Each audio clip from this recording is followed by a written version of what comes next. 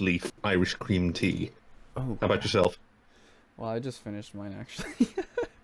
No, yeah. Well, I actually had lemonade. It was like a lemon, I don't know, some kind of lemon drink Ooh, my brother got. I was trying that out. oh, Yeah, neat. yeah, it's not bad. I like a little bit of Is it like an citrus. infusion or is it like a dissolvable marmalade? More of this, I think actually more of the latter. Yeah, more of a marmalade taste.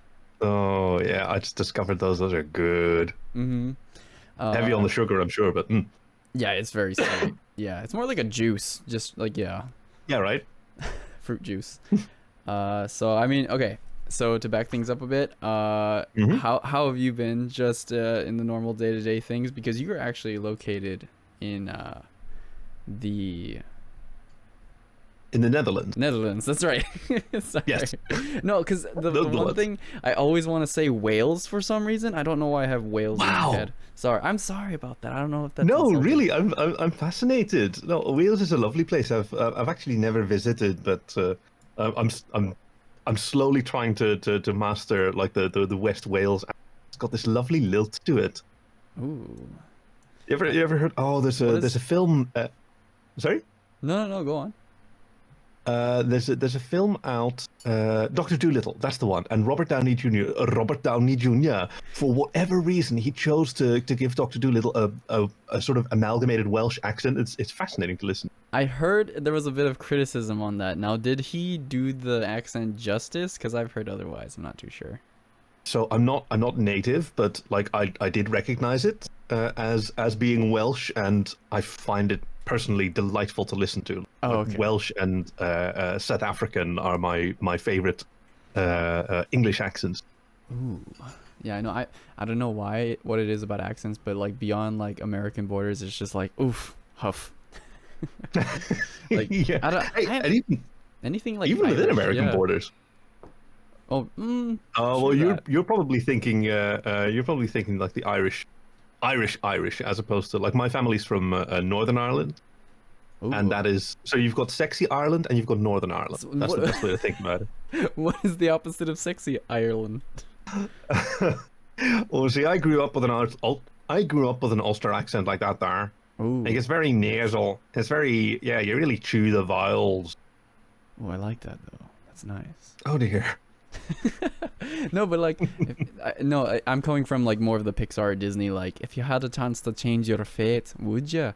You know, it's That's just. Scottish though. Oh my Yeah. God, you're No, right. they're very closely related. Obviously, I am so they're sorry. both in the Celtosphere. Yeah. Oof. Hey, but how about yourself? Like, I'm still curious. Like, you mentioned having Japanese heritage? Did you learn the language? Yeah, actually, so I am half Japanese. Yeah. Right. The as far as like my know-how or my like bilingualness, so my great grandma, she was actually from Okinawa, Japan, I believe from Oh, Naha, cool. and she and her husband moved over here, and they knew how to speak Japanese. So when I was like a toddler, they did speak some English, and it was very broken English. But whenever I was like reading a manga or something like that, she would read a little to me. But beyond that, I didn't know much at the time. So like just being born and raised in America, um, Right. in high school I started learning more Japanese because I'm like, you know what? Some of my family just speaks it, so why don't I try to dive into my own culture, right? Wow. And Yeah. yeah, so from high school on for 4 years, graduated, took Japanese throughout the entire 4 years, went into college and did like another 2 more years of that. So I took about like 6 years of Japanese.そう、俺はちょっと分かってるけど、6年に日本語を勉強したんだ。ちょっとわかる、話します。Yeah, so, like, Hi. I know, すごっ。日本語は喋るか？ Oh, that's fantastic. Yeah, Your so pronunciation is gorgeous. thank you. And yeah, I did one host program in Okinawa, but I basically have a very like I would say elementary level speaking Japanese level right now. But one thing that me and my boyfriend would like to do eventually would go to Japan and like try to go explore and then try to get Oh, by. full immersion. Yeah, that would be another Oh, like that's culture awesome. shock. Um, so that'd be fun. Uh, let's see Certainly a what. place like Okinawa, which is not like when viewed from the outside, Japan and Tokyo are indistinguishable, right? Like when viewed from the outside, the Hmm. Netherlands and Amsterdam is the same, because that's as much as you get of it. You know But what? there's a huge diversity of cultures within. I'd say that's a fair. Yeah, I'd say that's a fair generalization. That's a really good contrast there, because I like to make the contrast where Hawaii as an island state compared to the mainland of America, Hmm. of like North America specifically, is like Okinawa to mainland Japan, if that makes sense. Oh yeah, no, I get you there. So you'll It's have like slightly different dialects. It's more of a country feel. You'll have, even though they both speak quote unquote Japanese, you'll find that there's a lot of headbutting between the two different like states, because you have Okinawa and they're like more champuru, like that it's called, where it's like more of a mix of like certain Okinawan specific words. So yeah, Okinawans, even like a lot of my family are very proud to be Okinawan, and they'll actually say like, no, we don't necessarily speak Japanese, we speak Okinawan. yeah, yeah, yeah. Like it's a dialect rather than an accent. Yes. Oh And yeah. very close to a Yeah. language on its own. It's got Oh. its whole own culture and subculture going on. It's crazy town like over there. uh I heard from a linguist that the ongoing debate, like what's the difference between a dialect and a language, and that the current sort of hmm. consensus is that a language is a dialect with an army and a navy. A language is a dialect is an army and a navy. Yep, you get to call yourself a Hmm. language if you've got the military might to back it up, and if you don't, then you're a Oh. dialect. Oh, that makes sense. Okay.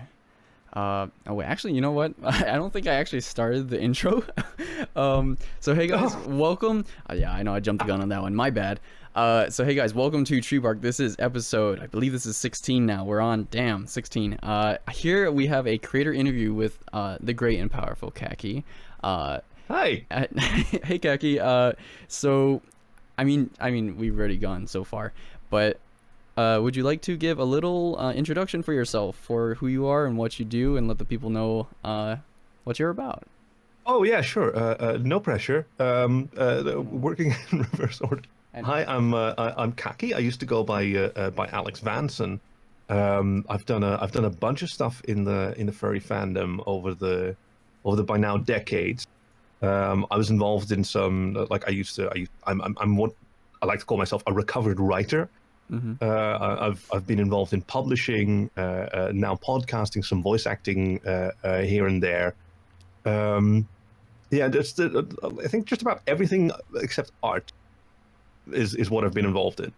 I'd say podcasting or writing is an art, Oh, sorry. No, honestly. obviously you're Yeah. right. Although in all those circumstances, like I tend to value craft over art. That's a distinction that I like to make. Well, in the Mm. same way that you like when you compliment someone or when someone compliments you, you're an artist yourself. You've probably had this. Oh, you're so talented, and that sort of feels like, I know they mean well, but I'm actually quite skilled. Like, Oh, okay. you Yeah, know, I see that kind of direction. So it's like maybe when you consider like the fine arts or something like music or illustration or something like that. yeah, yeah. Like I'm much less interested in the sort of esoteric. Oh, you have someone has such amazing vision. I'm much more interested in the work that they did and how they made something cool and they sat down and like honed it to improve The craft and improve itself. themselves as well. Yeah. Yes, yes, exactly. That kind of like disciplinary, like I'm going to hone my blade and sharpen my skills at this specific field and craft. Yeah, I totally get that. Yeah, I like that. So yeah, you mentioned you're a photographer. I did Oh see, yeah, that one too. yeah, so I did see a lot of, man, you have beautiful portraits. Like Thank a you. lot of these, like it's really nice and just reassuring to see that like people are still hanging out together, and like looking at all these past con photos and everything looks, oh, they look so beautiful, and like that con space feel, even though I've only had one Yes. con so far in my furry career, it's something Oh that I've really? missed so far. Yeah. I've only been to one at BLFC in 2019. That was the last one. Oh yeah, that's a good one. It's pretty big, Actually, yeah, right? it's not the biggest, but it is growing. They've been doing pretty well for their numbers. Oh, that's awesome. Yeah, And I've heard a lot of good things. Coming from Europe, what cons Mhm. are big over there? I'm really just naive when it comes to that space. I've had a few friends Oh go yeah. to other Euro friends and stuff like that. What is the space over there for the furry fandom? What are So the it used to be cons? that the biggest one was and still is Eurofriends. Um, and that one's held in Germany. Very early on, it used to move around Europe, but now it's such a large organization and requires so much regulatory support that it's settled in Germany because that's where they know. And also, there isn't another like convention hotel in Europe to that supports this kind of event at that kind of scale in a single venue. Mm. Uh, so I they're mean, also bounded by that.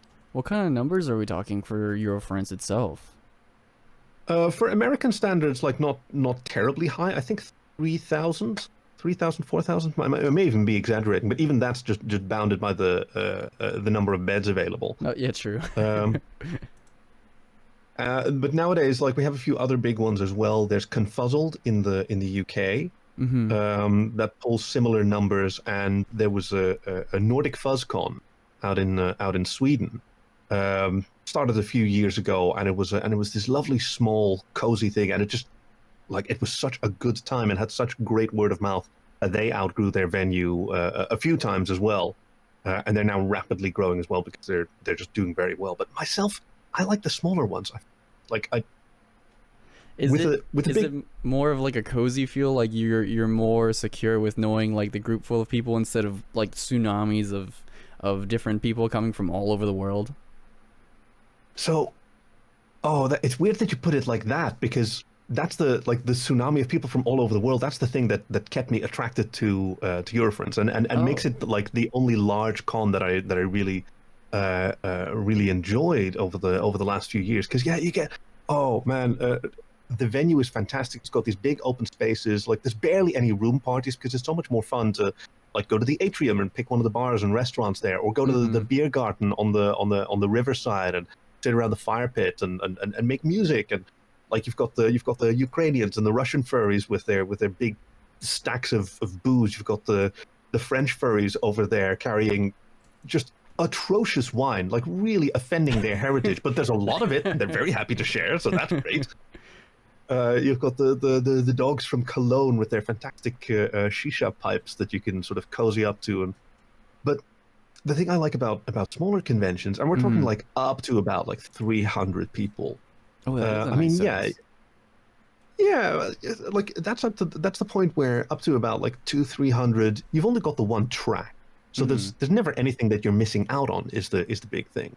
And So you like, meet the same people over and over. You get to make new friends because you see each other. mm-hmm.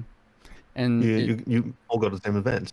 I do like that, like, so for like these small cons with a few hundred, sometimes like in other states I've seen that that's actually just like sort of this big fur meet. It's more of like a local meet, Yeah, and it's kind yeah. of interesting to feel out like what is the limit or what is the threshold between fur con and fur meet.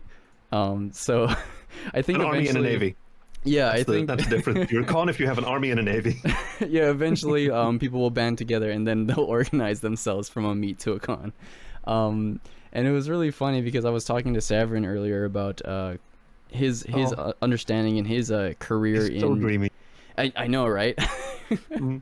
I hope he gets to hear that. So yeah, he went from what he was telling me back in the day, from going from like anime conventions and whatnot. They really enjoyed that kind of lifestyle and just getting to Right. know people, but it wasn't necessarily furry specific. It wasn't, maybe there was a panel that they themselves would host, but they're like, you know what, we don't have a thing for us in this state. Let's start one ourselves. So Right. that's where they bridged that gap, and that's what was so cool because he was telling me all about his experience developing that kind of space for furries. And one Oh, that's so thing, cool. I gotta hear that. yeah, lovely conversation. That'll be up shortly. But that's something that I found myself in this kind of predicament, along with Blarg, whom was going over, based in Hawaii. we don't have that convention space kind of readily available for furries or anything like that. So Huh. the next step is like, maybe we can organize something small, gather attention, and then let's just see how it kind of advances from there, you know? Yeah. Well, and I also think the is the scale a goal in and of itself? Like, I mean, if you okay, you can't really tell the difference between a large meet and a small con. So what is the difference? I mean, at meets, you can do panels, you can just True. self-organize, and you have the advantage that you stay within like within a certain scale where you don't have a whole lot of regulatory overhead. You know, health and safety requirements obviously are apply sort of universally, Mm-hmm. but if it's just some friends together, then you don't need like permits from the fire brigade, or you don't need to like report your activities to the local police constabulary so that they know what's going on. Like it saves a lot of overhead Yeah, to just kind of because stay, yeah, you're gonna have community to focused. develop. And No, no, yeah, I can totally see yeah, that. Because and then what's the threshold for then developing the board to staff that, and then that becomes a job in and of itself. Yeah. which is cool. I mean, mad respect to the people who do it for no money and shockingly, little appreciation sometimes. Oh no, I totally agree. And to be honest, that's in part like why some of my friends from Hawaii have always talked about like, well, okay, we're gonna go to the mainland, we're gonna go to the convention, BLFC or AC, MFF, what have you, and Hmm. we're gonna volunteer eventually because we've loved this space for so long and we want to give back. But Oh, then that's so cool. there's this kind of duality though, like don't give me too much credit now because we're like, this is also our one time of the year to go on vacation from work, from our day jobs, to go relax and Yeah, then to go enjoy the space. So it's like, oh, maybe next yeah. year or next con, so it's a nice thought to have. um Well, it can work the other way around as well. Like, it's for first timers going to a con the first time. Certainly, if it's a big one, that can be very intimidating, oh, for and sure. like having something to do and having a team is a huge boost. Mm-hmm. Like it can be a real confidence builder. It like gives you a reason to be there. Actually, that's something that when I got into photography, Mm-hmm. I found like really helped with stuff like social anxiety or not knowing. Like, I mean, I present myself as something as an extrovert, right? That's learned behavior. Mm-hmm. Natural introvert. I've learned these behaviors and to present myself. One of the requirements, and this may sound familiar to some listeners, but one of the requirements is that when I'm in a social situation, I have to know who I am, what my role is in that situation, and then I'm fine with it. Like, am I, do I have a position of, oh, I don't want to say authority, but like those few occasions that I've been a guest of honor, right? Which Mm-hmm. is huge honor that I took very seriously. But then I know what I'm there for. I know how to interact with people, what they expect. I'm representing the con. I'm representing a certain set of skills that they're interested in. Ooh, that sounds sinister. A certain set of skills. Uh, But and you as a have a sense photographer, of purpose, you have the yes, objective. Yeah. yeah, and I know. I think that's a very big thing. I know how people see me when I'm a photographer. I'm carrying the gear around. Like that helps immensely at weddings as well. I can model their expectations of me because that's something that I find sort of drives social anxiety, Mm-hmm. where or insecurity, right? Where Mm-hmm. you just don't know exactly how you fit in somewhere. You don't know how someone else is going to respond because you can't really model how they see you. And then you get you get in your own head with maybe they don't think I'm cool, maybe they're too busy, maybe whatever. And then in But that if you have a model, time, then you can work with it. yeah, in that time, when you're second guessing yourself and getting all this kind of anxiety, like in the moment, you're just kind of on pause. You're not really focused on what's happening in the present and all the fun around you and stuff. Yeah. Did you sort of have that kind of experience when you went Um, to BLFC, or did you have like a large group to go with? well, yes and yes, because I did have a lot of a good solid group of close friends that I've had going to my first con at BLFC. Oh, But wonderful. yeah, and by and large, like any fur that has had a lot of experience at cons, highly recommends not going alone, having somebody to help you along the way. Yep. Which I had. So whenever I was with my group of friends to start off going to the convention, I saw all of the floor spaces and got a feel for the hotel itself at the Grand Sierra Resort, the GSR in Reno. Hmm. So when you have that kind of nice like introduction, like, oh, okay, I'm familiar with everything. I'm not just kind of walking in blind and unassured that I'm gonna meet people and have a fun time. Um, Yeah. so it was that nice icebreaker, I would say, to have somebody take you around and give you a tour. But when you want to branch off, and then that's what I was like, oh, okay, I'm kind of used to the space. I'll go on my own now. So I went into the different places like Dealer's Den, panels, the game room, and stuff like that. And then it became a super huge stimulus overload. So that's when I had to go run back to the room and kind of de-stress. Oh, yeah, right. How has that been for you entering, like, if you could kind of sum up your entry into the fandom in the con space for you, and then kind of normalizing and then running through that space? Oh, see, my first con was fairly late. So it was 2008. I'd been active. I mean, I'd known about I'd been in the local scene for about a decade at that point, Mm-hmm. and I was already doing publishing. I had a Fang and Roar were the first anthologies. I don't think Roar was yet active, and like it was Further Confusion 2008, January 2008, and originally the intention was that my the graphic novel that I'd written and produced, that had been beautifully illustrated by an artist called Ayato and colored by Charha Distasty, pardon me.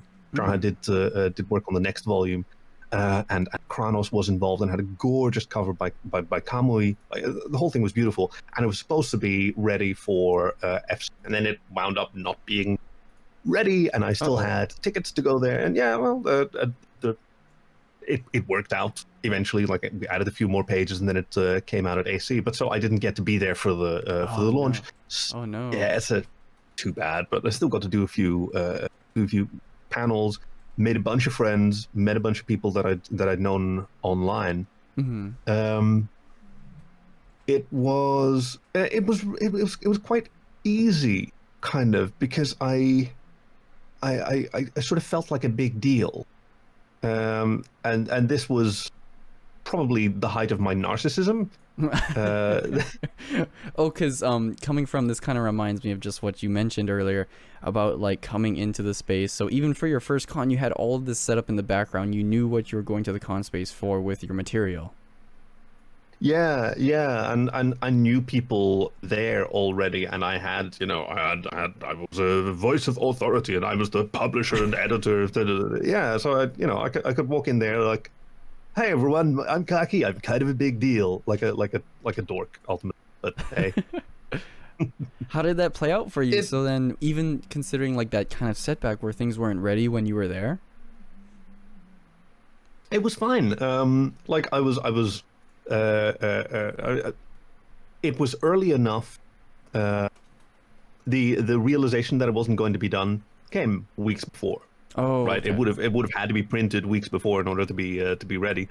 Um, but it did have like a promotional plan. Like I'd printed out. We made preview packets that we were giving away with certain purchases at the Mm-hmm. for Planet table, or was it for Nation?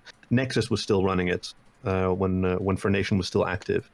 Hmm. Before For Planet was taken over by Fuzzwolf and Tyrion. I say Ah, taken over, yes, like that. yes. They But they manage it took now. ownership, Yeah. and have done successfully for now many years. It's not like it was a hostile takeover or anything. No, I don't Mm-hmm. know. Maybe it was a coup. Maybe it was a violent, pitchforks and who knows. Hmm. Well, Probably listening not. Please to don't take that seriously. That was a joke. That was not libel or slander. I mean, from what I've listened to over the past couple of years from Southpaws themselves, they seem like pretty humble, genuine folks, and I really do like their material too. Especially, yeah, from Fuzzwolf, he seems like a down to earth guy. I really do like that. They both are. They're fantastic. I love them to bits. I photographed their wedding when they Oh, got hitched in oh, 2014, 15. Oh yeah, it was so cute. and the food Oh, was so good. oh yeah. Yeah, When trust food. Texans, eh? Oh yeah. Oh yeah. Oh, so you flew in from.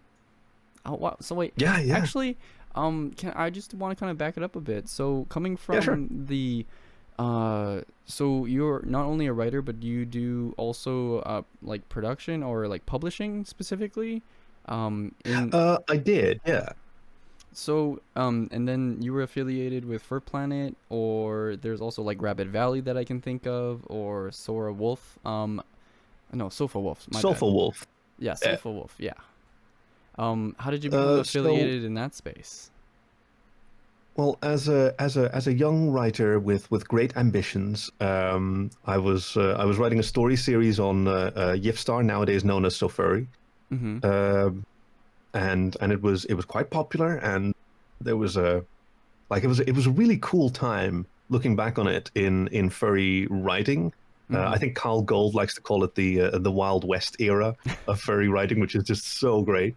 And yeah, there were a bunch of punks. Obviously, Kyle was leading the pack. He had a couple novels out at that time. Vol was the first one, Mm-hmm. um, and publishing was sort of transitioning from the 90s model of zines, and like some of those zines were surviving as magazines. So you had Heat from Sulfur Wolf Press. So I sent my first story to Heat for Mm-hmm. submission for consideration, and like 3 days later they still hadn't responded, and I was outraged. How Mm-hmm. could they not recognize the brilliance of my story and immediately accept it? So I told this story as well on South Africa, a podcast that I was on recently, so I'll Oh, summarize it here. Um, like I kind of decided to look into doing my own anthology, just because I was so impatient to get accepted into somebody else's, and that wound up becoming like a book-sized anthology called Fang, which mm-hmm. is still running. So I did the first 3 volumes of that, and it was I like to describe it as stone soup. If you're familiar with that metaphor, like the idea of It could be I anything. pre- well, I pretended it was something that it wasn't. I pretended that it was a Mm. big deal and that I'm a good editor and that this book is going to be fantastic and highly regarded, and you better send in your best material, otherwise it won't be good enough for Fang. And But so people did send in their best material, and it did become very oh good. wow. So yeah, I mean, if you want to dream big, if you know object perceived is object achieved, right? So I Oh, yeah. so Yeah. I think that it takes that confidence sometimes to believe in yourself and your work, to just say, hey, I'm gonna do this thing, and no matter what, I'm gonna push for it as hard as I can and make it a reality. And that is like kind of like sort of my ethos too as an artist, and I do like mad props for that too. Right. Yeah. Yeah, I see that. I have modified that a bit with years of experience, where like yes, definitely dream big. Like Mm-hmm. big dreams are very satisfying, and certainly if you come at it like rationally. Okay, so I wanted to publish my own book. I went to look like what's it going to take. I very quickly saw that traditional publishing technology was kind of out of my budget range, because like traditional screen printing, Mm-hmm. you probably want to start with like 1,000 copies before it really becomes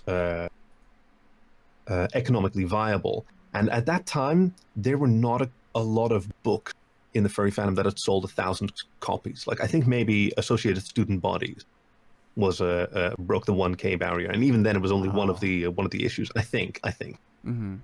if I'm paraphrasing Sean and Andrew Rabbit from Rabbit Valley correctly enough, the many stories that they like to tell over drinks when they're in their element. Um, but then I found print on demand, and it was a company called Lulu.com. They're still operating, but there's competitors now. But there, the idea is like you upload a PDF, and for actually quite a lot of money, for like 3 or 4 cents a page. I don't know how the math works out, but ultimately, like you want a 300-page book, and it costs say $6 to $8 to print, but per copy. So Mm-hmm. you can make this book, and if nobody buys it, it costs you nothing, because none of them get printed. So it costs you nothing. And as soon as someone buys it, then from the cost, from the price that they pay, $8 is subtracted. The copy is printed and sent to them. So there, with Okay. actually very little money, you can make a book, and if it sells a lot, well, cool. You've just made some money. You would have made more money if you sank in the $2,000 or $3,000 to have 1,000 of them printed in advance, because then it's a lot cheaper, right? In the bulk order. But then there's also yeah. there's also that other flip of the coin where there's no guarantee in if you're gonna have that order sell out entirely, right? Correct. So I mean, okay, so like coming from, I guess, how have you seen in your career in the writing scene from like, you know, where you're developing, I guess like I have a few friends too. They admittedly started from like the Zootopia days and in like 2016 and writing their own Zootopia fanfics and stuff, and then now they're maturing. Awesome. Yeah, they're maturing more into the fandom because they found that space. I didn't know that there was actually like a different faction of like it's funny because some of my friends, they didn't identify as a furry, but they were Zootopia people. Oh yeah, no, I totally get that. That's been part of the furry fandom forever, dude. Like, and I didn't know there were so many factions. It's just mind blowing. I always find something new, and I'm like, wow, I didn't know that existed. Yeah, and it's like, for how long? But so they came from. I like to call them generation. That's really because fair. you had yeah. you had like the Robin Hood generation, and you had the Lion King generation, and the Digimon generation, and whatever else was in between. But it's all under like this umbrella of furry. You just don't know what, you just have to figure out what generation you're from. But you were furry all along. Yes. Yeah, that's when the bomb drops. So yeah, they developed from that generation. Then let's call it the Zootopia generation. And then they got into more writing spaces. For you yourself, Khaki, like what was the like impetus where you, I mean, even before you got to that point of making your own publishings and whatnot, what did you get into the writing for, and how did it, I guess, mature into the furry space specifically, because it could be in or out of the fandom, of course. Oh, that's a good question. I had done some creative writing outside the fandom. I was interested in science fiction. It didn't really stick with me as a long-term hobby. When I was in secondary school, I wrote a science fiction story. I co-wrote a like a gonzo comedy sci-fi story with a classmate of mine, and we sent that off to some contest. And we would have placed. We would have been in the top 10, except there was one jury member who, like, some of the jury members gave us like 9 out of 10, 8 out of 10, 7 out of 10 was the lowest, and then this one dude gave us a 1 out of 10 because he just did not appreciate. He didn't think it was funny, and we're like, or he didn't like get that it's a comedy. It's wild. That's allowed. Have you not read Hitchhiker's Guide to the Galaxy? We were so mad about this dude, but he's dead now, so I guess justice is served by the universe. No, I said that's a terrible thing. They did wind up naming the award after him post mortem, which still leaves me just a little bit. I can't let it go, man. I just can't let it go. A tiny bit of bitterness. Sorry, that's a horrible anecdote. No, it's okay. But he's not here now. So yeah. No, that's I sort of like to tell that story like a vodka aunt, but he's dead now, so I guess it all worked out. But I kind of, I don't remember exactly how I found furry writing. Oh no, I do remember. Yeah, there was. Oh wow. So my early social furry forays were in the Fur Nation Talker. It was like it wound up on IRC. It's some type of. Is this some form of like message board or whatnot? It's more like a live chat. So IRC, if that says something, basically like a Telegram group these days, you'd call it. Except it was hosted first on a website and then on an IRC server. Yeah, these were the dark ages of technology. But like it was a local, or sorry, not a local. It was fairly international, but it had it had like you'd see the same people there. So that was the first place that I made real furry friends. And gosh, I haven't thought about this in 20 years. But I did sort of write some kind of fantasy story featuring some of the people in there. Oh God, and it like in jokes like the magical artifacts like the ring of ping. Ping was a big deal in IRC because that would lose your connection, or you and the spear of Peer. Peer is also one of those. Wow, those are the memes back then. Yeah, I guess. Yeah. but what really got me into writing fiction properly was, I know this very very very well, K.M. Hirosaki's Blue Forest stories on Yifstar. It was a world in which he set an anthology of stories, and they were all kind of dark and urban and gritty, and it dealt with substance abuse and abusive relationships and hot sex and systems of oppression. And Mm-hmm. it just blew my mind that this was so intense, and there was these furry characters, and it was a world that supported anthropomorphization, had this, and Yeah, those yeah, I wanted themselves to are do that. they're pretty dark themes actually, and Yeah, they are. I can't help but think like about something that Kyle Gold mentioned before about, so in an interview somebody had that when they were an up and coming author, and Mhm. when he poked Kyle uh about the I can't speak, the anthropomorphization of characters that kind of alleviates the audience for like relating to the character going through those tough times. And that was such an interesting Yeah, concept. So when you cover these kind of dark themes or even LGBT themes, having them as like animal people is a lot more relatable in some texts. yeah. No, I think there's a lot to that, because you can approach the anthropomorphization from a lot of different angles.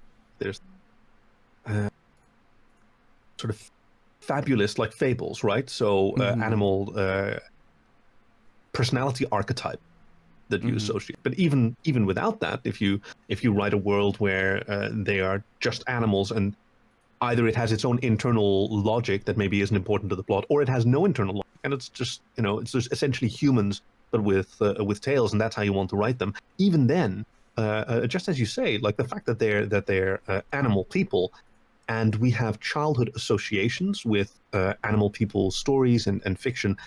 There's a certain like aspect of it's more comforting, and you Mhm. don't. Yeah, it's not so, it doesn't attack you as hard necessarily. I mean, yeah, Uh, you look at your like breakfast cereal or something, and it's like a Big Daddy tiger, or it's a yeah, wolf, or it's a bunny who wants tricks. You know, it's like yeah, yes, you got like kind of the gears turning for me. It's like growing up, how is everyone not a furry? Because right. there's so much media, there's so much you consume that's just based on fuzzy, cute things.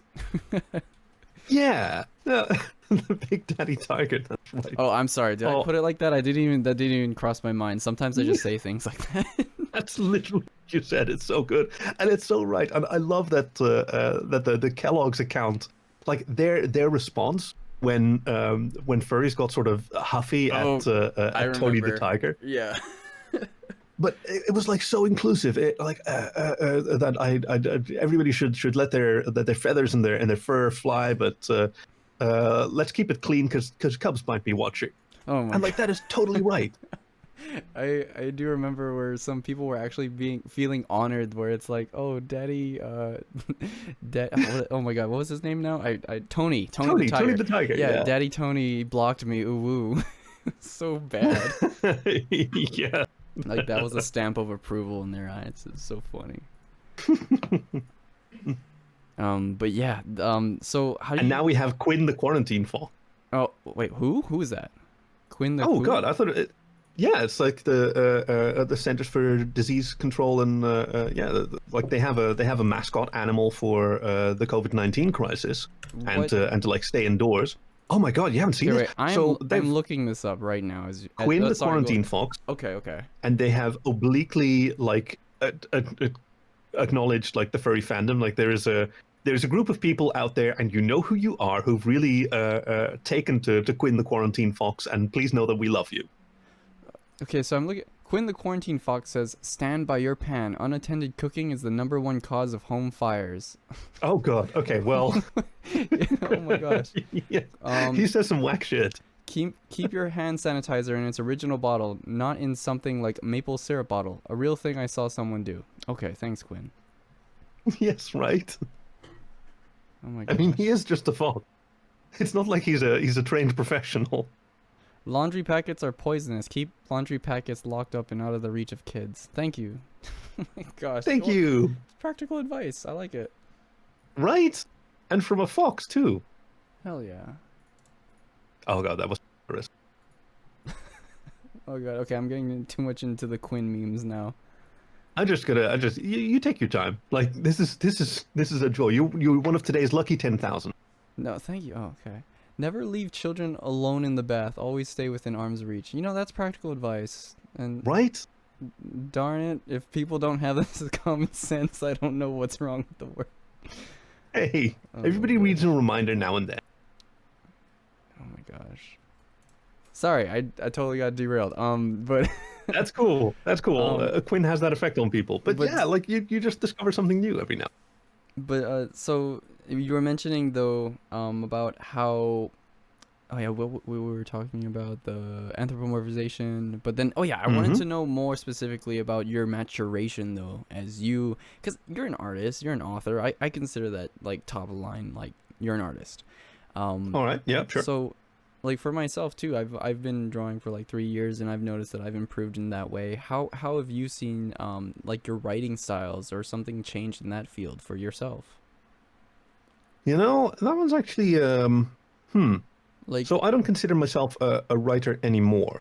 oh, I'm sorry. Um, no, that's fine. That's fine. Like the joke is a recovered writer, but I sort of eased out of writing. Mm-hmm. Oh, let me see. When would it be?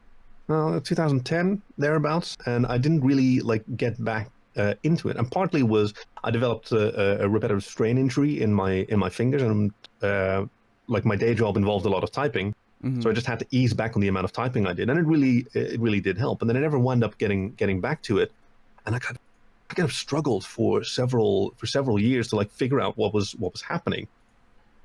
Because Does, when does this fall into like yeah, something in the line of like what artists have, like artist block or writer's block specifically? I guess we that's should what I call was that's what I was thinking. Because I've dealt with writer's block before, and I wrote a series of blog post essays called "The Not Writer," it. Mm-hmm. which dealt with the idea of not writing. Yeah, yeah, yeah. Like KNO. all the Wait. excuses. No, KNOT? No. no. Shucks. I thought it was a pun there. Okay. But so I thought maybe that's it. Is like block Mm-hmm. is like a Mm-hmm. log jam in your brain, right? Where you have desires and ideas and performance, and they all cram together, and they don't fit through an aperture in your mind that they normally would fit through one at a time, and it just results in more and more pressure building up and nothing coming through. Um, Mm-hmm. and I thought for a while that maybe that was it, or your passion can, it can flag a little bit, just like in relationships. You go through cool and hot periods Mm-hmm. over multiple years, and that's also a natural development. So to answer your first question, the sort of maturation, Mm-hmm. um, I think that's sort of an organic process that's really hard to see while you're in it. And at best, you can look back at your earlier work and you can cringe and think that's so bad. And I think that's a really bad thing to do, because you look back, okay, so it's not as good as you do it nowadays. Well, that you weren't who you are yet, right? You Exactly. did, Yeah. you look at this old shit that you made, and this is wrong, and that's wrong, and that's garbage. You did the best that you could with the knowledge that you had, and the skills that you'd learned, and the time and energy that you had available for it, and that was genuinely the best you could do at the time, and that's great. Like everyone's best is their best, and that's great. Like if you look at an image, or in your case, like an image that you wrote in the past, or I look at the story that I wrote in the past, and it's kind of disappointing, and I remember that I half-assed it. Like yeah, Mm-hmm. that's a thing to go. Oh, that wasn't my best because I didn't try my best. But if I know that I tried, hell yeah, that's fantastic. And you have to sort of force yourself to really appreciate it. And also, there may be stuff in there like that you've lost the habit of, right? There may be like insights or techniques or approaches that you just don't do anymore that sort of inspire you. You know what? I should do that again. Like that was cool. I don't know why I stopped. Yeah, it's like, I don't know why I'm not doing that anymore. And it Yeah, kind of, yeah, is summed up, like you said, it's this timestamp or time capsule of like who or what your best effort was then. And it's like, that's the only thing you can compare yourself to is who you were before, right? Um, yeah. that's, yeah, oh, that's really beautifully put. So like, okay, so yeah, you said it's a very like maturation itself is very reflective, and it's just this organic process, sort of just unfolding before you as you go along your path. Um, so going from Yeah. like for yourself diving into like what the art block was for you, you mentioned you wrote about it and you shared about it. Um, did that lead you into a different path, like the podcasting specifically, or like audiobooks? What was the sort of deviation there then that you took? I think looking back on it, it like an addiction to new project energy. Mm, So this also may sound familiar to yourself and some of our listeners. Um, getting like super into a new creative outlet and like being a voracious autodidact, like teaching yourself everything about. So like progressing from writing, and then I was a writer established, but I kind of liked the feeling of being a rising something, of becoming very good at something out of that I was passionate about out of nowhere, mm-hmm. and then writing wasn't doing that for me anymore, and so editing, I really got into that, and like making people's stories better and doing that as part of the publishing, and I actually enjoyed that more than the writing because I got um, the same kind of hunt for excellence out of Mm-hmm. it without having to supply the creativity and the self-doubt that comes with that myself. So I really enjoyed editing other people's stories, and I also enjoyed reading them and narrating them and bringing them to life. I did a few story readings for the Bad Dog book, no, the Bad Dog book podcast Mm-hmm. in '08. I think that's off the air now, but that was like a scripted show that we did to promote Bad Dog book. And some of the editors like Ben Goodridge helped and supplied stories, and we did story readings and had little skits. Didn't last very long. It was hugely labor intensive. Mm-hmm. Oh, Um, what were some of the but ideas there? how do you mean? So going from like promoting for this type of material, you did skits and everything. What was the sort of inspiration to pursue that, or was that sort of short-lived, hard labor, like you said? Yeah, I think it was mostly like an excuse and justification for a new project. Mm-hmm. Because like writing comedy and performing it, like that was lots of fun, and I was able to do it in a context that would hopefully like provide opportunities to promote Bad Dog books. Mm-hmm. Oh, okay. We were doing novels at the time, and Fang and Roar, as I mentioned.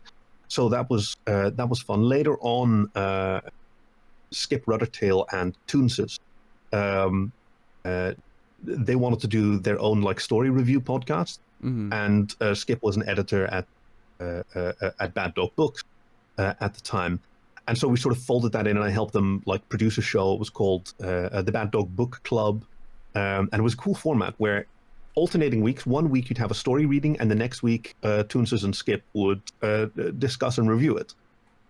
And I did a bunch of those readings, which was a lot of fun. But sorry, I'm digressing again. But like to your question, I think looking at the time, I thought I was just exploring new avenues to make projects that I was doing more successful through another medium, right? Like, So I was doing writing, and then I like publishing, so I wanted to do more editing, and then I had mm-hmm. this publishing thing, a Mm-hmm. book, and then I wanted to promote that with material in other mediums like podcast. But I think really, in retrospect, I was just hunting for that new project high. The new drive Um, of pursuing the next chapter that sort of elevates you and learning more of like this new, because yeah, when you get into that new phase or that new topic or craft or mhm. field of work, you're learning the ins and outs, and everything is new and everything is a surprise in a way, and that's Yeah, what you want to pursue and get better at. Okay, I got you. yeah. Now there's a flip side to that as well, which is like you can dream big, which I always encourage, but you're not bounded by experience, and that feels nicer than Hmm. when you're dreaming big within a medium that you already know. So if you're a writer, staying within writers writing, but then you've already had some disappointments, you've already encountered some of the boundaries of what is practical. And then when you explore a new medium, like it has not limitations, it can be anything. But that's it's a bit of a I mean, it's a bit of a shame because there is so much to learn from failure, from being stuck in something. Like that's where real maturation occur. Mm-hmm. Like I mentioned that I stopped writing. It wasn't because of writer's block. Eventually, I sort of figured out I just didn't love it. I just didn't love it Mm-hmm. anymore. There was a lot of stuff that around writing that I loved. I loved the community, and now that I'm doing a story reading pod, Voice of Dog, and that's getting me in touch with the writing community again, which I love. So I get to talk to all of these authors, and like I'm a card holding member of the Furry Writers Guild, so I'm Mm-hmm. back in that group, and I get to chat with them and contribute something to the furry writing scene that doesn't require me to write, and that's great That because I sounds like still the love best. that. Yeah, that sounds like the best of both worlds because it's kind of like you have your roots in the writing, and you know, Hmm. like you've gone, yeah, to being an editor as well, and you've come full circle where you can now appreciate and share that experience with other people now. And Yeah, yeah. wow, that's really awesome. Oh, see, I love it when the fruits of my various obsessions are useful to someone who's exploring and becoming good at something Totally, new. totally, yeah. The That's so rewarding. So yeah, in its way, it's like giving back at the same time of experiencing something new and enjoyable for you now. Like Yeah, so and it are works on all levels. Like it's not just for for young people coming up, but there are skills that I've developed that are useful to people. Like I'm working with an artist in Germany, Alektor Fencer, mm, and she published a fantastic graphic novel called. The correct pronunciation is Myre, M-Y-R-E, Meyer, you'd say in English, but Myre is the closest like what's it called what does that mean? compromise between this. Mira, Sorry, mira. What does Myre. mira Yeah, mira mean? it's the name of the protagonist. Oh, She's okay. yeah, so in an anthropomorphic, wondrous, desolate fantasy world, she's a wanderer in this wasteland with a destiny that she can barely understand, and she's so cool. She's tough, and she's dismissive.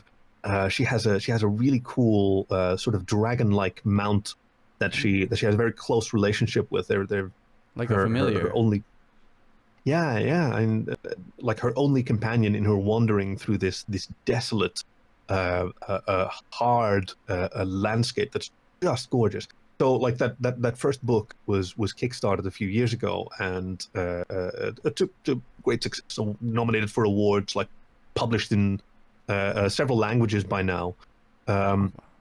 and then she wanted to do an interstitial project called Haunter of Dreams before the next book, which wound up becoming way bigger than she intended. And this Mm-hmm. book was really interesting because it's set in the same world, but it's like a child's like fantasy slash nightmare. The protagonist, this little bunny dude, and he's got a big head and he's so cute. Um, but it's told entirely without words. Uh, Wait, a so novel or a graphic novel? a graphic novel, sorry. Okay. So it's fully illustrated. But there are no words, and so I was able to help her with my study and experience of narrative science, like how does drama structurally work, Mm-hmm. which is something that is really helpful when you're trying to convey a story, to understand the conventions that readers are like almost intuitively used to without knowing what they are. In the same way that you can like how many native English speakers can correctly use a subjunctive clause without knowing what it is? You But just know it's how to just do it. learned, yeah. Yeah. If you had Uh, to figure that uh, out every time while you said it, that would be like overloading, yeah. well, yeah, and you mentioned learning Japanese to high competence as a young adult. Like that's a whole different experience. A lot of people speak Mm. proper, people who grew up with it probably speak better Japanese age 9 than you did age 19, Mm-hmm. and learned it faster. We have young spongy brains. So being able to contribute the experience and knowledge that I built up as a writer to an artist of really stupendous skill and experience, but who needed or who could use those insights, like that's been fantastic. Also, I worked with Colson Granger, previously a fantastic musician who's now making a new furry career as a comic writer. This beautiful Sweet Leaves, it's called. and it's an LGBT family comic about two dads and their son, and like it's full of puns and the most fantastical magical realist comedy, and it's also very like grounded as well, while being fantastical. So the first issue is like all about the kid asks, "You guys make a bunch of noise in bed at night. Like, what are you doing? Are you doing a special cuddle? You know you can't have a baby, right?" And they just have a fucking meltdown because they're unprepared. No. And it's beautifully, beautifully illustrated. But there, like, he wanted to tell this story. He really wanted to tell this story, and he has, you know, he's a project. He has experience as project manager in his professional life, and so he was, you know, contracting authors and artists and making budgets. But he wanted to get this right, and so I like sort of mentored him almost, and we ran through the like, had him write out the script. Okay, cool. Now we're going to write it again, but we're going to fix this. We're going to fit it into this number of pages. Now you're going to put page borders in there. Okay, now look at it again. What you have here is you start on a, yeah, this is not going to work if it's ever printed, because if it's printed, then surprises have to be on even numbered pages, because then when you flip a page, you see the surprise revelation on the left-hand side. That's where the even numbered page. Whereas if you put a surprise on an odd numbered page, then someone's already going to see it out of the corner of their eye when they're reading the previous one. Right? Shit like that you don't know unless you've tried it. And someone who has tried it can tell you about it, and you can just skip like months of work or lots of errors that you otherwise regret. Even going down to the composition of the number of the page. Wow. So yeah, you have like this, I guess it's because, like you said, like nobody knows what looks good, but to the untrained eye, you don't know what went into composing that itself. As an artist, yeah, I'm sure you're very familiar with that. The rule of thirds, the golden ratio, the Fibonacci spiral. Compositional lines. That's stuff really, that you don't know is missing. That's what's really cool, though. It sounds like how you mentioned it sort of transcends into all these other different forms, though, that no matter like what creative space you're in, there are those sort of practical ways to go about it.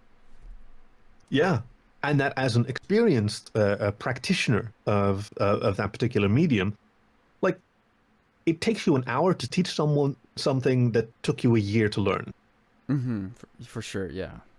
Right? As an artist, I'm sure that you have that experience as well. And yeah, like again, like that's why it sort of goes into this other like sort of just small argument where you have an artist that charges an X amount of dollars that seems kind of like a lot, where it's like, well, it took you 10 minutes to draw this. Well, to draw this in 10 minutes took me 10 years. So then that sort of justifies the price and everything. Yeah. And it's like, well, try to also draw that thing and put yourself in the shoes of like what skill and what it took that person to go through to learn that, and then you'll see. And the economics of being a full-time practitioner of that skill. Like I have a side gig as a wedding photographer. Now, wedding photographers charge a lot of money, and for a long time, like, I sort of struggled with charging that much money. But I, like, objectively looking at the quality of my photography, that's the sort of bracket that I'm in. That's what I'm worth. And like, you can't do a wedding every day. Like, you shoot a wedding and you've got a few days of post-processing after that. But certainly for people whose livelihood and business it is, if they have like a wedding every week as a solo wedding photographer, like, shit, that's a lot. It's very draining work. But you still gotta make a living.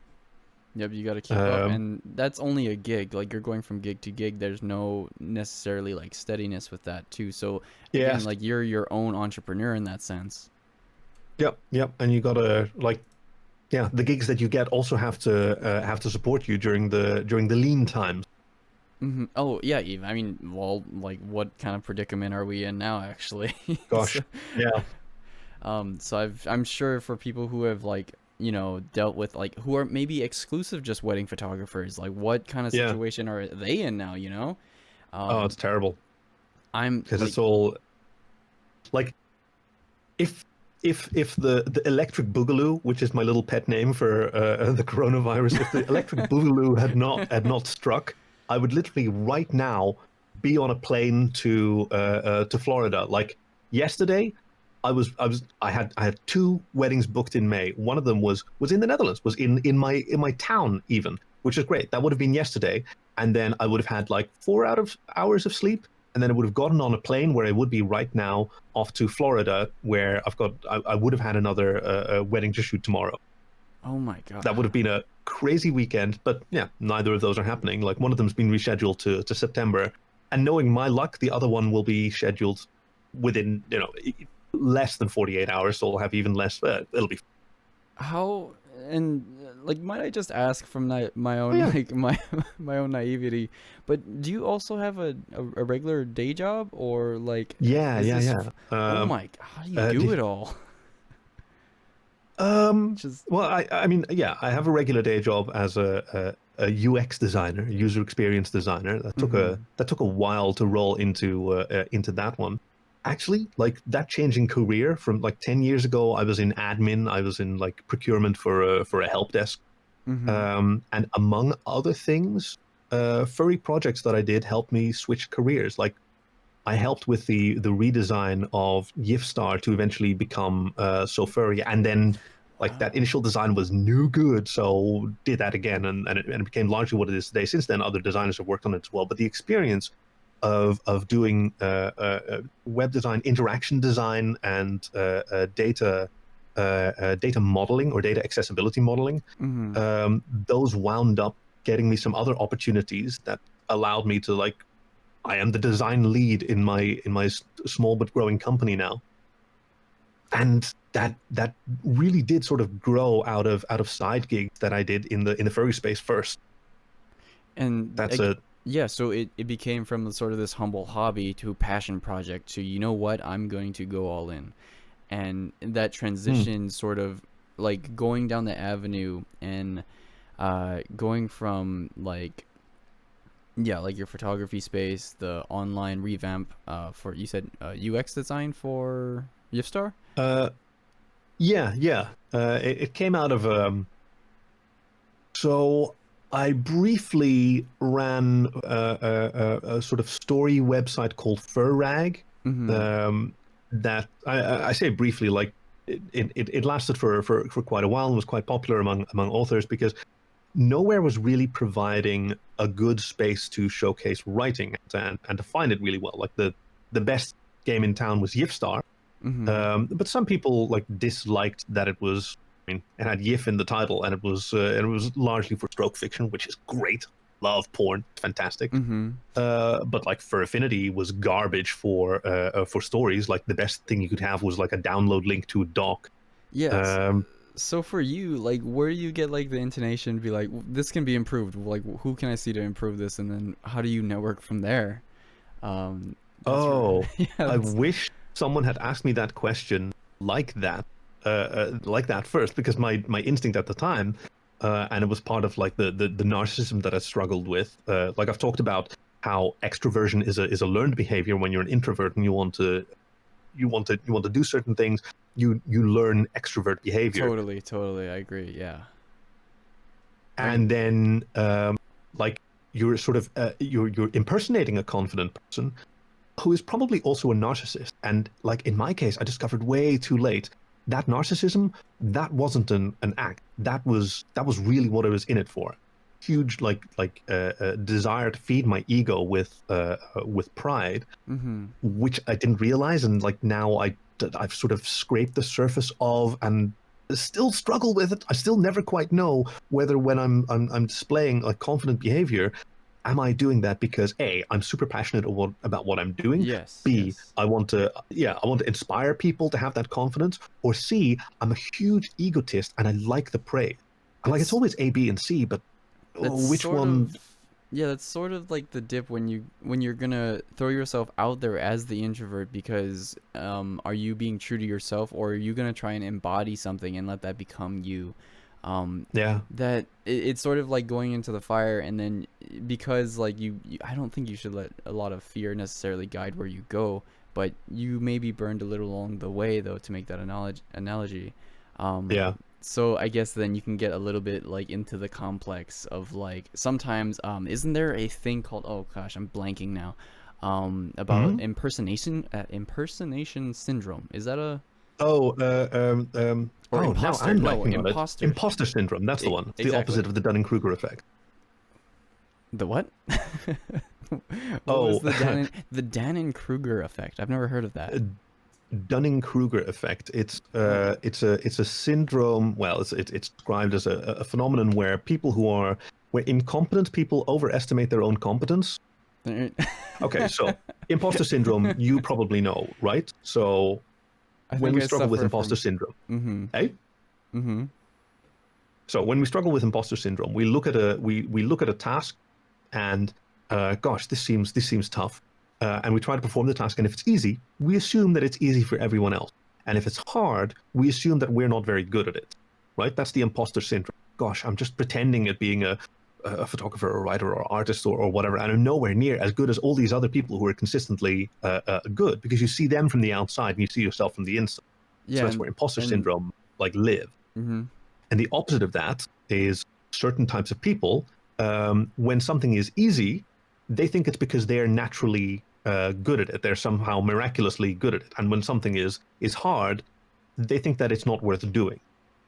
And there's a sort of arrogance and a detachment from reality that Oh, certain okay. people display, where they consistently overestimate their ability. So then, do you find like that there has to be this balance within yourself to sort of mitigate those two things from sort of, I guess like it's just really it sounds like really introspective. Like, am It I? is, like, I Yeah. think the best you can do is to talk with other people that you respect. Yeah, because Um, they'd be willing to give you the criticism at least, and know that you're not gonna, take it too personally. Like, if you care to have criticism, yeah. yeah, or at the very least, like they can share their own experience with these phenomena, because like certainly among furry creative circles, like imposter syndrome is rampant. We all struggle with it. Mm-hmm. Like, oh, am I an aspiring artist or am I the illustrator that I set out to be? Like, am I Yeah, always gonna be aspiring, in my bio on my Twitter feed or something like that? Or am I just gonna be like, no, damn it, I am an artist. yeah. And then how do you sort of see yourself when you've decided I am a writer, I'm a publisher, I or whatever it is that you are. I saw Daniel, I guess Daniel. Do you know Game Grumps? Are you familiar with them? I mean, I guess they're pretty big Oh, on YouTube. I recently became familiar with them because of the excellent music video illustrated by Knights of the Light Table, Oh my God, the one. Magnum Bullets. Oh, that was so good. Wow. Yeah, that was beautiful. And yeah, that was Danny. He was also from NSP Ninja Sex Party from another band. Yeah, Brilliant vocals. I really love Danny Dan Sexbang. Avidan, I think it's pronounced, or how Yes, is it? Danielle Avedon. Yes. And he mentioned something just briefly about how where it's like he hates that shit that people say sometimes about where in the creative field, like, I don't know if I'm a writer, I don't know if I'm a singer. Like, Yeah. once you put it out there, damn it, you are that thing, so stop Yes. saying that. So hearing that come from a person who's had that level of success, like, oh, Yeah. that's inspiration right there. And I think he's really onto something. And I reflected on this when I sort of semi-retired from writing, and I alluded to that earlier, where I thought like maybe I'm just blocked, or maybe it's just cooled. And eventually I came to the realization I just don't love writing anymore. Mm-hmm. I mean, I could still do it, but I kind of had to come up with a definition, like what is a writer. I had a conversation. It was an argument. Like he had good arguments. Mm-hmm. My friend Rob Baird, a fantastic writer, who sort of like took me to task for calling myself not a writer anymore. And he says, "Okay, did you stop learning how to construct a sentence? Did verbs vanish from your brain?" Like, no, still sentence together. Well, I've seen you like do collaborations with Lumi is a fantastic artist out in Finland, and we did this fun thing where like he would draw an illustration, I would do like a 1,000-word short story for it, and like super hot and very erotic. Mm-hmm. But that was during a time where I was also already saying I'm not a writer anymore, and that really made me reflect on it. And like, if I ever fall out of love with photography, I still know how to frame a photo, but I'm not a photographer anymore, because a photographer, a writer, artist, whatever, like a writer is someone who does writing. A, you have to do it, Mm-hmm. and B, it has to be important to you. Writing is Exactly. important, Yeah. art is important, photography is, Because then what is it and otherwise like a job that you're just paid to do, I guess? right. I mean, but that can also be important. Like, I take my day job seriously. It Mm-hmm. pays the bills. It's one of those things where if I was suddenly a millionaire, I probably wouldn't stay at this job. I probably would keep doing weddings Exactly. Like and con photography. that's where I find that value when I see from person to person looking at the individual Hmm. who's like, who are you? Are you, because I find that just like for a lot of the people, like how invested are you into your 9 to 5 job? A lot of the times statistically they're checked out 6 hours of the day at the shift or anything like that that can be kind of monotonous. But when I see somebody Yeah, passionate about, like even going beyond art, if you love, like I've mentioned this before, like if you love collecting stamps and if you are like huh. for whatever reason like stamps is your thing and like you have a collection, you've made a Yeah, gallery, you've done all of these things and you want to show it to the world and that's who you are. That's how I get sort of I get off to to really seeing that passion in somebody's eyes. hell yeah, yeah, absolutely. And That's the. But I again, and this is maybe because I'm heading toward gray muzzle territory, and like in relationships, personal relationships, like romantic relationships and friendships, they can be hmm incredibly passionate. And they can be, and yes. they can, that passion doesn't necessarily stay over time. Like 10 years later, like my boyfriend and I have been together, oh, 22 years now. Like that's more than half my life, and the other half I spend a lot of time being incontinent and nonverbal, so that doesn't really count. hmm Um, but That is tough, like yeah. that's not the same like infatuation as it was. It has And a different value, and part of that is like a commitment. that's really The true. decision. And yeah, I guess yeah, I will say and admit that I do have an over romanticism with that type of thing too. So I guess that does have its time and place. Well, and that's not bad, nor is it something that I disagree with. hmm Um, like I think that's also a function of no, no. I was going to say I think that's a function of youth, but I don't think that that's true. I think a lot of people still have that. No, it's different experiences but yeah, like in just the way that I respect craft, hmm or that I'm more interested in craft than in art. The lofty idea of the creative spark is less interesting to me than someone who has like practiced sculpture or whittling or as you say, stamp collect, and is super like passionate and invested in that. Just in the way that I respect craft over art, I also respect like commitment over passion, and that commitment can be like it pays my bills. I see there's some furry artists out there who have become like they've quit their day job. They're doing art full time, and hmm they're hustling, and they're making it work, and they're managing their brand and customer base, and they're promoting, and they're doing it all like respectfully and like Don Ryu is an example of someone who I think is doing it very well. Like he's consistently kind and himself and passionate about like working out. He shows off his gains quite proudly, and he's also fun like has fun with the tea that he's really into, hmm and he does art for at sort of commercial volumes, accepts commissions, busts, and he's got a very good process, and I hmm admire that a lot because that's someone who's decided I'm going to do this rationally. I'm going to channel my passion and can sustain it. And that's Exactly. yeah, much like a relationship, like love, friendship, even can sometimes be a decision. There are people that you have decided I'm going to be in your corner, and you're going to have to work really, really hard to disappoint me, and you actually never have to work really, really hard anymore to like earn my support. Yeah, that's very true. And the sheer fact that like yeah, if you're consistent at it and like you don't have to have the banging fireworks of passion every single day because that yeah maybe like frankly that's just that would wear you out, that would burn out anybody. So Yeah, I having think so. that Yeah. that consistency, like you said, even for a relationship, I just wanted to emphasize again, was like really well put. Even though you're long distance and stuff, but it's been decades that you guys have been together, and it's not necessarily like that young romanticism, I guess, anymore.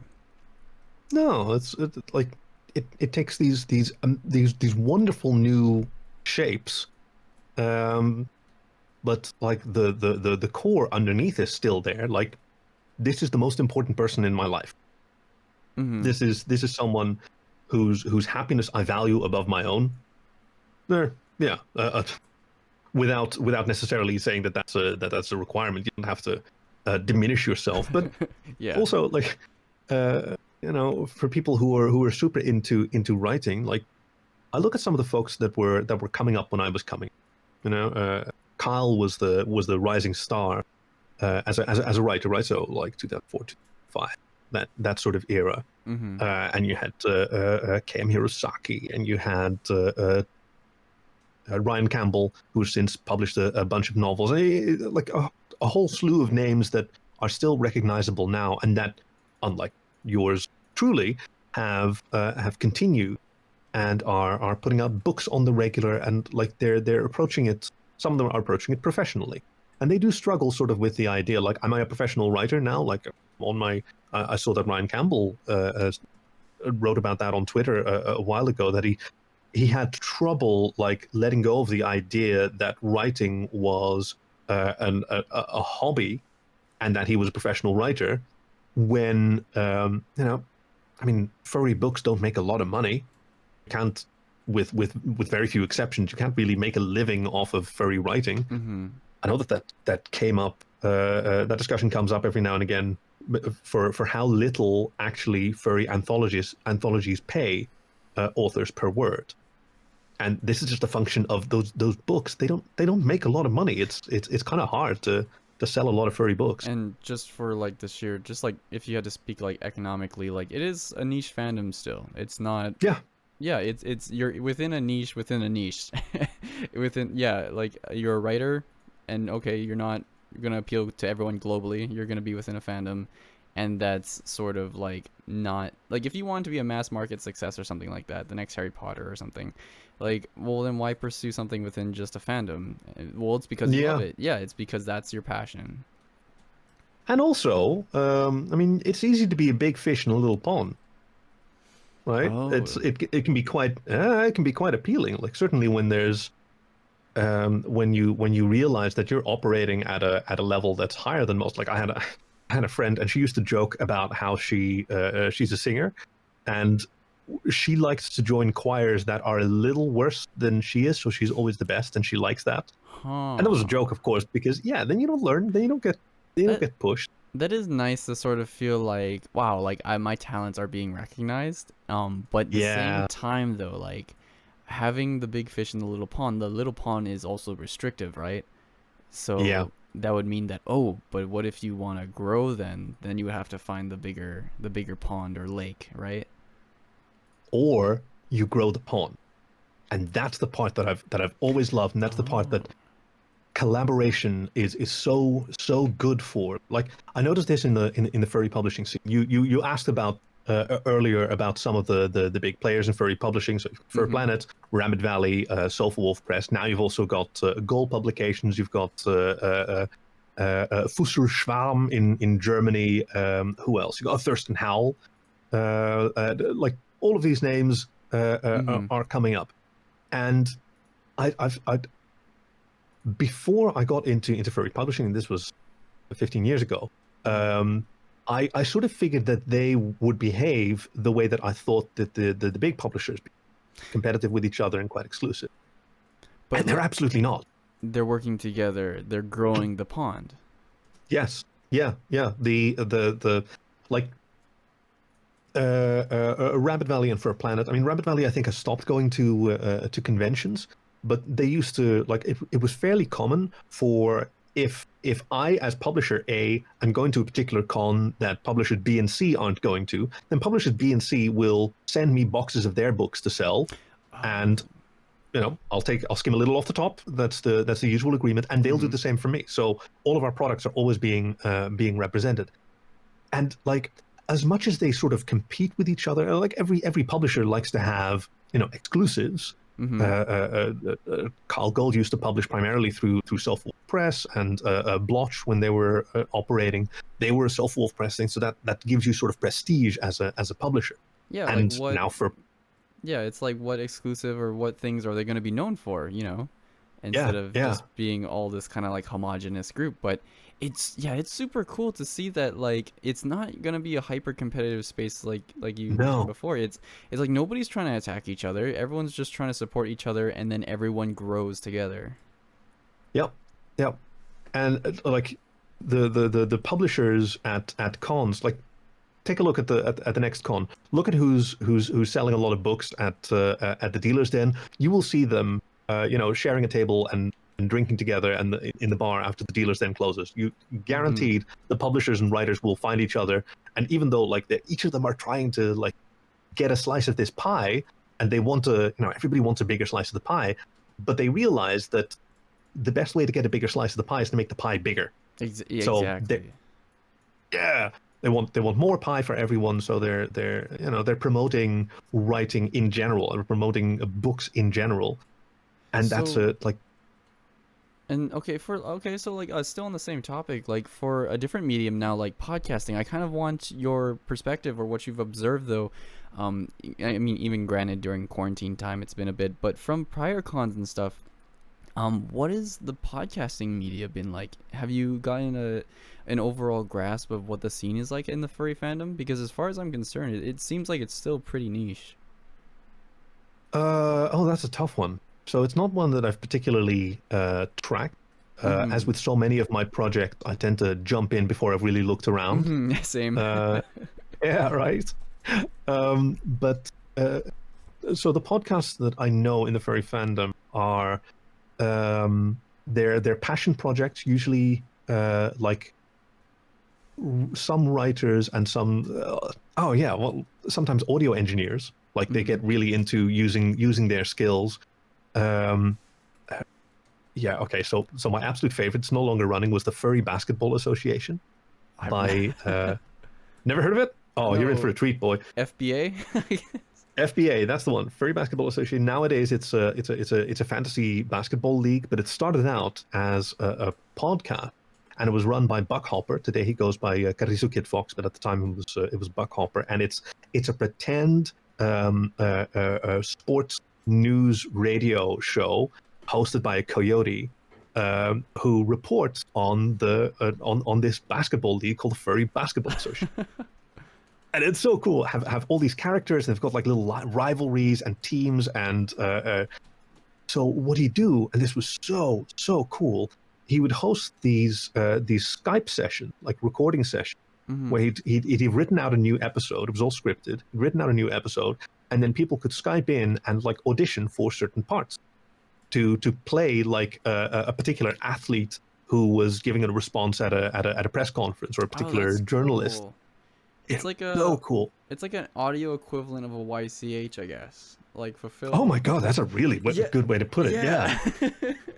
Because you said he had these characters, but the only thing he needed was like the individual voices. Yeah, and I'm still very very proud. I got to play a character called John Stout, and he was this ermine with a chip on his shoulder, and had so much fun performing him. It was really foul-mouthed and abusive, but still kind of a softy and kind on the inside. That's really cool. And did this sort of gravitate around your idea to start something in production with somebody? Forgive me for not knowing one of your partner's names in like for the Cover My Ass cast. How did those bleed together, or what made you make that leap to that? That's a very good one. That's my buddy Kay. During the dry spell, kind of when I wasn't writing, this was like 10 years or so, when I wasn't writing, and I wasn't, like, my main creative outlet was photography, which I was really enjoying, because you have a very fast work reward cycle. Certainly at a con where I wanted to be fast, and I did my editing these days I don't even edit my photos. I make sure that they're right and I select the one and then I upload that. But I felt like I was missing something, and I was missing like new project energy, like long-term project energy.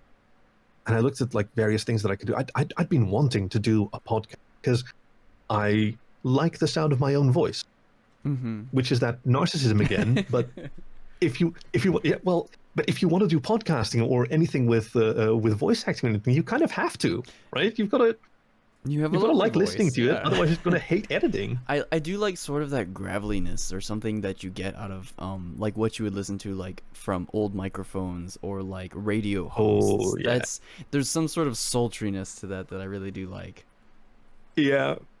I think it's sort of like audiophilic, or it's like the equivalent of like ASMR, I guess. Yeah. But to answer your question, so I'd, like for a while I'd wanted to do that, and I'd played with this concept in my mind before, but I needed a co-host in order to make it work, and that was like to review books that we haven't read based purely on the cover, which is actually more like improvisational storytelling, which is like right up my wheelhouse.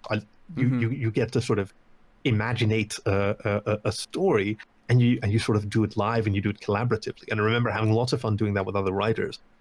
But like the experience that I had with doing co-hosted productions online, I mean, I'd need someone with like equal investment and time. And like, who can I do that with? One of my best friends lives really nearby. We're like 5 minutes away from each other. We see each other all the time, and so I just went, "Hey, Kay," and I think that was literally it. I sent him a message on Telegram. "Hey, Kay, you want to do a podcast?" And he's like, "Yeah, sure. How's Saturday?" "Yeah, cool." Oh, well, that was and smart. Then we did a trial episode. I got some lavalier mics, plugged them into the phone, and we just, okay, let's give this a shot. And it was super fun. We did a trial episode, and was specifically, this one's not going to air. It's going to be our beta, and it has never aired. We were trying some silly stuff out. I had a lot of fun, like great energy. Oh, okay, this is easy. We'll just do this every. And it was such a success that we didn't even feel like we needed to do a second trial like we'd originally planned. And so we sat down the next week to do the first real episode, and well, it wasn't bad, but it wasn't as cool or fun or high energy as that. And we realized like, oh, this is actually going to be work. It's not going to happen just on its own. Well, okay, better start getting good at it. Oh, okay. So I mean, but you actually, still. Pardon me. May I take a quick pause? I really need to go wee wee. Oh, no problem. Pardon me. So please edit this out. I could leave it in. That's okay. No, please don't. Please don't. I'll be right back. Okay, no problem. So I guess it's just me. You know, you gotta take the dog out to pee. Oh my gosh, I love you, Khaki. But damn, wow, that's so cool. Seeing so much passion for like what he has for the things that he's developing, about like moving on to the next project, developing it, realizing like, hey, when's the next chapter? I really do like that. And I feel like that's sort of been something that in the back of my mind, where as I do commissions, as I do Patreon or YouTube, that's all sort of been gravitating around like balancing myself from doing one project, sort of seeing the end of that project and then starting a new one. Yeah, that was really cool. Well, see, I was prepared. I peed before I started the podcast. Yeah. Oh, I guess he did just make a lot of tea. He probably, yeah, that was it? Cream tea. It sounds so good though. Huh. I got a nice bowl of fruit. I got some watermelon, and I got some yogurt and some nuts. Let's do some ASMR.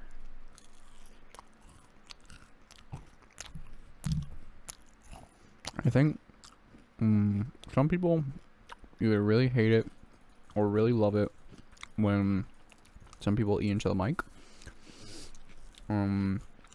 I apologize. But man, this is so good.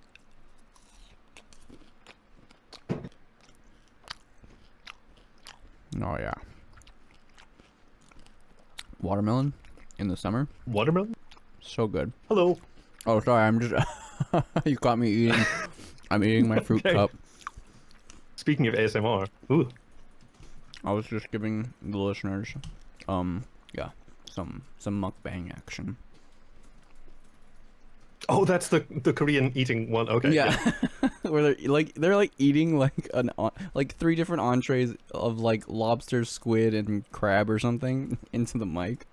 I'm like, oh my gosh, and like they get millions This of. world. Yeah, it's crazy.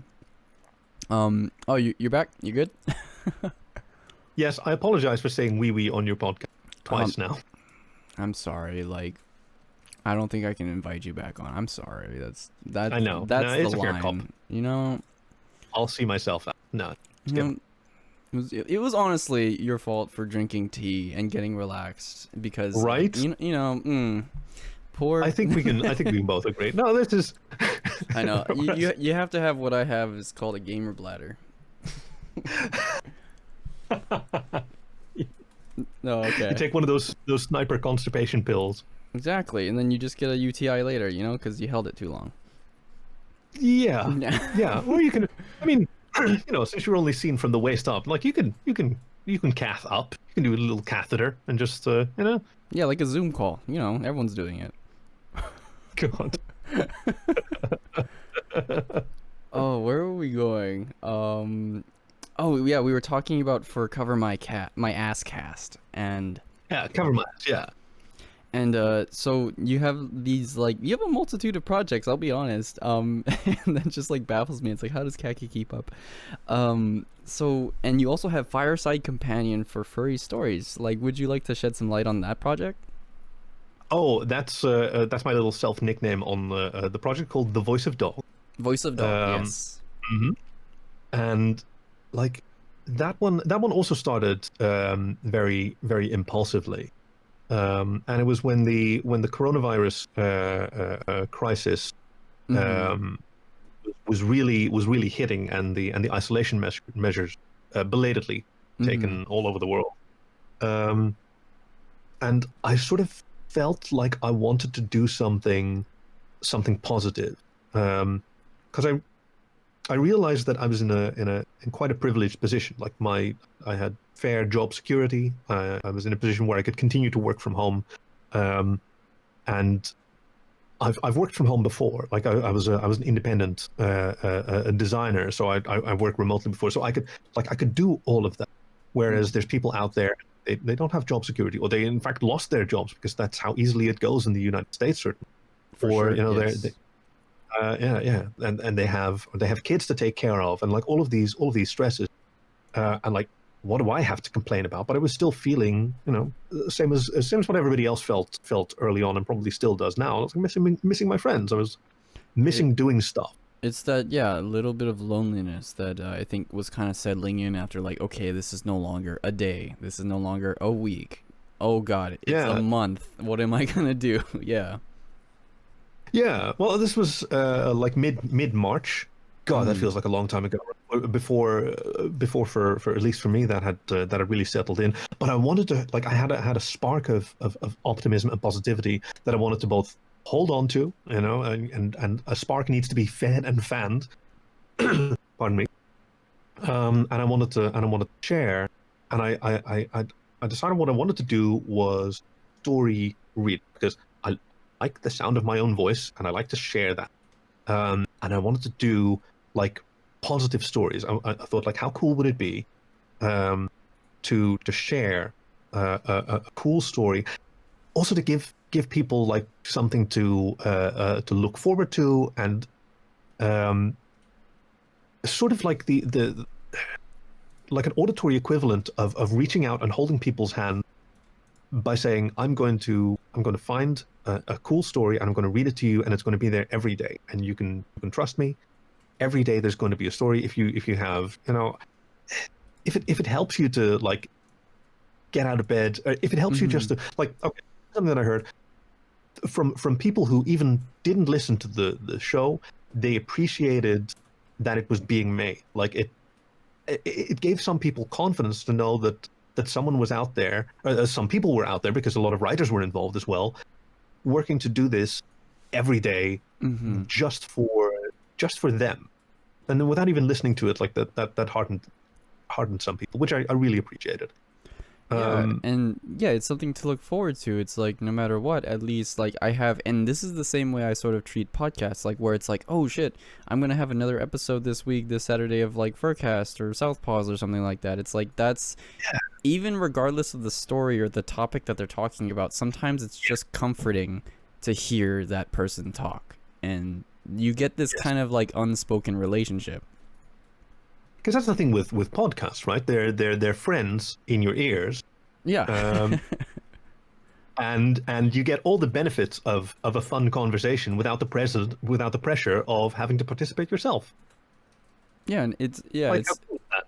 it's still like participating in a party, and it's like it's fun, and like they're usually talking about like wacky stuff, not to get too meta, but yeah, I'll often just listen and pop in like a Bluetooth earbud at work, and then sometimes when the day is just slow, I'll just be listening to a podcast and still enjoying my day. Yeah, because you enjoy the company. Yeah, It's I got mean, it's got to be weird sometimes when you have like when you feel this sense of intimacy and familiarity with these people, and then later on, like, to have the opportunity to meet them, they have no that's idea who you are. it's world changing. Yeah, it's a whole nother like experience. Have you had that experience? Well, I mean, Met you could say that though, through the way that I've been interviewing people. So like seeing it's this connection with seeing the people who put out your favorite artwork or your favorite podcast, your favorite content online, and then when you get to email them, and they reply, and you're like, they exist, like they're you can talk to them, and then you can talk about collaborating and making great like cool shit that you want to get done and share with the world. And like that's sort of like what's been pushing me every new episode to just get in to talk with somebody and then just share like a fun thing with everybody. And then that's what it really comes down to. But it's definitely that, wow, the people online, they're not just like necessarily like NPCs or robots. They're real people behind those avatars, Yeah. And that's what I love. It's amazing how keen, how many of them are like super keen to like help out, to give you their time and attention and work for nothing, but just to help you do your thing. Exactly. Like again, like I can't praise the furry community enough for being such a warm and welcoming like body for people who want to become the best of themselves, whether it be like LGBT or just to become an artist. Like I wouldn't be an artist today with the friends that I have today without the community. Yeah, it's an amazing pond to swim in. So you're actually going to be working on, like, I guess for the next couple of weeks, you're going to be still putting out the voice of dog. Oh yeah, I don't have any plans to stop. I am switching. It's now, what's the date? I don't know when this is going to air, but it's now the 17th of May. So in the next week, we're going to a 3 episode per week schedule, and that's partly because like I've done 2 months of daily stories. That's like, over 20 hours of fully edited, like well produced material that I'm very proud of, with fantastic stories by like over 30 authors whose names I could probably rattle off if I tried right now, but that would take a wee while, and I certainly don't want to play favorites. But it's actually been kind of tough to acquire the material. Like the word count, like the stories have to be under 5,000 words in order to fit in, say, about a 35-minute podcast episode, and they have to be upbeat. And maybe in future I'll do longer stuff, but that's sort of the comfort zone. So yeah, we're 2 months down the line. The glorious isolation is settling into a routine. I'm managing my time, and I'm being respectful of the amount of stories that I'm able to get, because like being able to get 60 stories, the quality that I've gotten in just 2 months is kind of amazing. There've even been some of them have been written for the show. There's some authors out there saying that they're going to write something just for the show, which is that's just really awesome. But yeah, And So going to 3 times a week, so Monday, Wednesday, Friday, and that's I think that's sustainable. And maybe I'll wind up doing one a week, but I have no intention too much. so I mean, yeah, that's really cool. Have there been any other last projects or things that you'd like to talk about now as we wrap this up? Oh, I mean, everything that I want to talk about is stuff that other people are doing, like Sweet Leaves by Coulson, who's you know, I like to describe that I was his mentor for a while, and since now he's off writing his own his stuff all on his own, and I sort of feel like a proud parent that I helped him like learn how to ride a bicycle with the training wheels, and then the wheels have come off, and he's riding a bike on his own, and he doesn't need me anymore. And I wipe a tear away whenever I'm subscribed to his Patreon, so I see those pages come in, and they're so cool. So Sweet Leaves by Coulson, Myre Myre by Elector Fencer, that I'm helping on with the second book of. Like those are the things that I really like to praise. And then my own stuff is The Voice of Dog, which is upbeat furry stories at thevoice.dog, which I'm so proud that I got that URL. It's That's nice. literally thevoice.dog. Yeah, very happy with that. And covermyasscast.com, where I do the furry adjacent book cover stuff. And I don't know, I've been feeling a yen for new project energy again, which is probably I don't know. Talk to me again in 6 months. Who knows? I'll be doing something else as well. Oh, for sure. I would love to see where you are in 6 months and like get everybody up to speed on that. I literally don't know what's in store for like even like the next month for myself actually. So that would be really fun to catch up on. Hey, I would love to help. Like staying in that spirit of collaboration. Like anything that I can do to help, please let me know. I'd absolutely love to. Hell yeah, I am there. So you guys, this has been TreeBark. And this I've been your host Theo, and you go check out Khaki. Like freaking, he's an awesome guy. He's an awesome dog man, and like seeing all this stuff that he's making and giving back to the community. Go check him out. I'll put all of his info in the links below. Thank you so much for joining me, Khaki, and making time today. Oh, thank you so much. You've been a delight to talk to. Your show is fantastic. And thank you so much to my Patreon supporters, starting with the patron pups: Adrian Eves, Ben Campbell, Cord Hull, Damian Adams, Knock82562, Codavir, Michael Draws, Roadwolf, Tyler Green. And a huge thanks to the official Good Boy supporters: Archon Inu, Black Mothwitch, Francis Booth, Howler, Jason, Kogo, and OK Dougal. And a huge shout out to the Top Dog supporters, starting with Artorius Nightwalker, Bryce, Damon, Ella Ryra, Ferris, Hattie, Jay Wolf, John Dem, Moody, and Yoru Pandawolf. Thank you so much, guys, for supporting my work, and if you'd like to see future endeavors, you can support me on Patreon at Shikokubo. And you can also follow my work on Twitter or FA at Shikokubo. That's SHIKOKUBO. Take care.